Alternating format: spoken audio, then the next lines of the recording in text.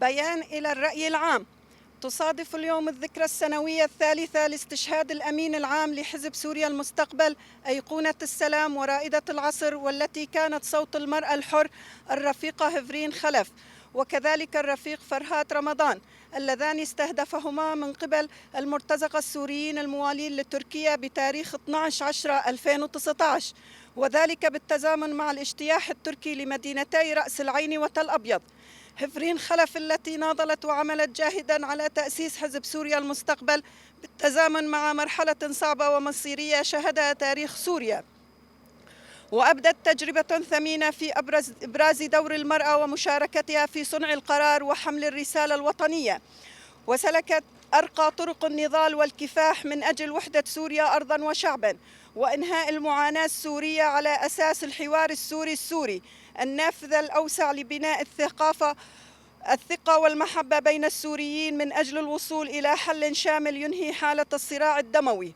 إن الهجوم التركي على مناطقنا في شمال وشرق سوريا هو الاحتلال واعتداء على الحقوق المشروعة للمكونات السورية، وفرض لواقع التقسيم والتحكم في واقع الشعب السوري، وضرب وزعزعة لحل الاستقرار التي تحققت في ظل الإدارة الذاتية، وهو انعاش لتنظيم داعش الإرهابي ليعود ويهدد المنطقة والعالم من جديد. وأننا في حزب سوريا المستقبل ندين هذه الأعمال الإرهابية ونعتبرها جرائم حرب بحق الإنسانية جمعاء والمرأة خاصة، وبحق تجربة الإدارة الذاتية الديمقراطية التي تقودها المرأة مع الرجل جنبا إلى جنب. كما نحث شعبنا على الالتفاف حول قوات سوريا الديمقراطية للدفاع عن أرضنا ضد أي عدوان تركي فاشي ومرتزقته الذين ينتهكون كافة القوانين والمواثيق الدولية.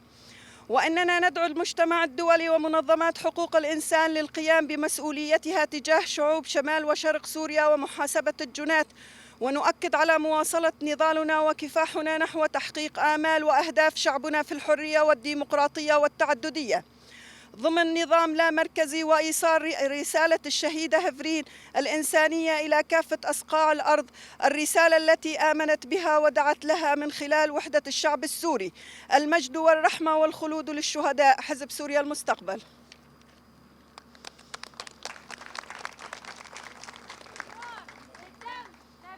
يا شهيد بالروح بالدم نفديك يا شهيد، بالروح بالدم نفديك يا شهيد.